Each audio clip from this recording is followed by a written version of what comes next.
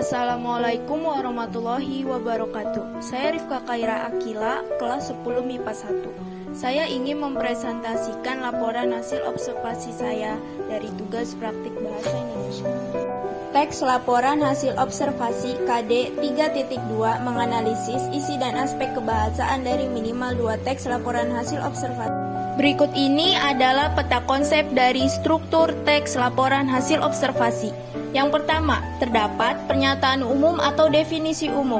Yang kedua, terdapat aspek yang dilaporkan atau deskripsi perbagian yang dibagi menjadi 3 bagian, yaitu menjadi bagian 1, bagian 2, dan bagian 3. Yang ketiga, terdapat deskripsi manfaat.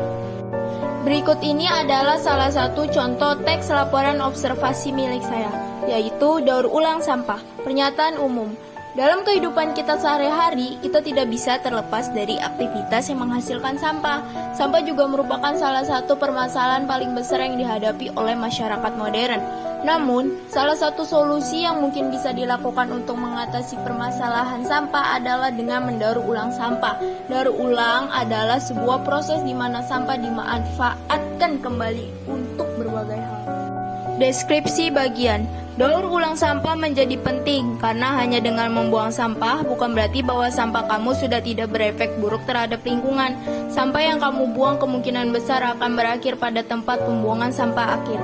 Tempat seperti ini biasanya akan membuat lingkungan menjadi kotor. Sementara itu, sampah yang kita buang juga banyak yang masih memiliki kesempatan untuk dimanfaatkan kembali. Dengan perlakuan yang benar, sisa sampah dari aktivitas kita juga bisa diubah kembali menjadi energi yang bisa dimanfaatkan.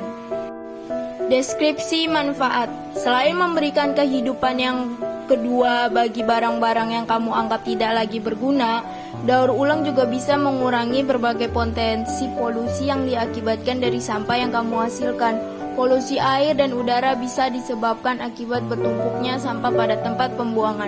Dengan adanya daur ulang sampah, kamu juga bisa mengurangi dampak pemanasan global yang dapat memunculkan bencana di berbagai belahan dunia. Kaidah-kaidah kebahasaan teks LHO. 1. Nomina adalah kata yang menyatukan nama sebuah benda atau segala sesuatu yang dibendakan.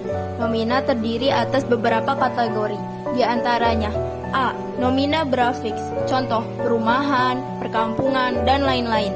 B. Nomina berulang, contoh kantor-kantor, gedung-gedung, dan orang-orang.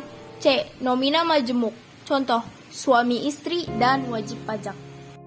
2.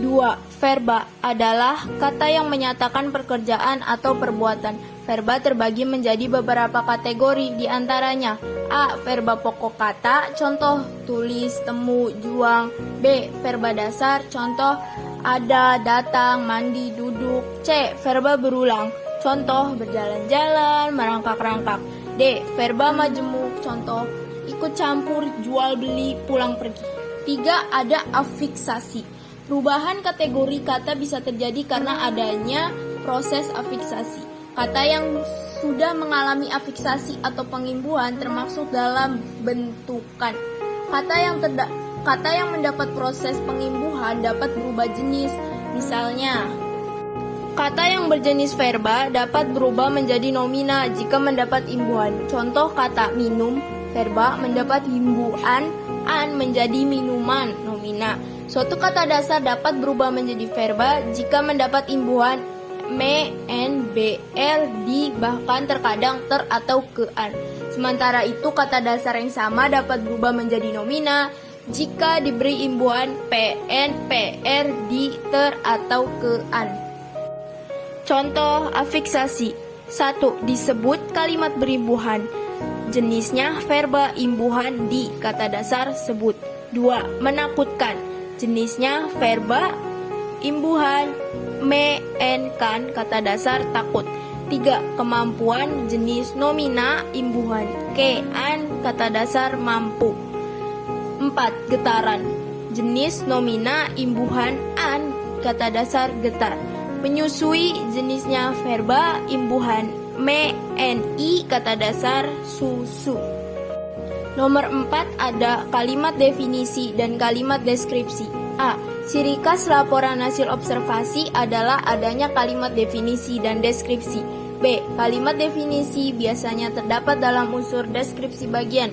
Kalimat definisi adalah suatu kalimat yang memberikan penjelasan umum tentang suatu benda.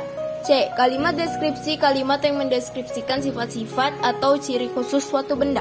5. Ada menggunakan istilah. A. Banyak menggunakan kata-kata teknis atau istilah ilmiah berkaitan dengan tema, isi teks. Hal ini berkaitan dengan sifat laporan itu sendiri yang umumnya merupakan teks yang bersikap keilmuan. Contoh, kata vertebrata dan kata invertebrata. 6. Menggunakan kalimat simpleks dan kalimat kompleks. Kalimat simpleks adalah suatu kalimat di mana hanya terdiri dari satu verba utama. Hal ini dikarenakan pada kalimat simpleks hanya mempunyai satu peristiwa, aksi, maupun tindakan. Kalimat ini umumnya mempunyai pola SP, SPO, SPOK, SPOKPEL. Contoh, Vina membersihkan meja di ruang tamu, maka kalimat di atas mengandung pola SPOK. Nisa menyiram bunga, maka kalimat di atas mengandung SPO. Setelah mengetahui pengertian yang dijelaskan di atas, kamu perlu mengetahui beberapa ciri pada kalimat ini untuk membedakannya. 1. Terdapat dua peristiwa atau kejadian di dalam kalimat kompleks. 2. Kedua struktur di dalam kalimat kompleks dipisahkan menggunakan tanda koma maupun konjungsi, kata penghubung. 3. Mempunyai dua subjek dan predikat di dalam kalimat kompleks. Contoh, A. Jika kamu mengikuti nasihat orang tuamu, maka hidupmu akan lebih baik. B. Jangan membuang sampah sembarangan agar tidak menyebabkan banjir di musim hujan. Sekian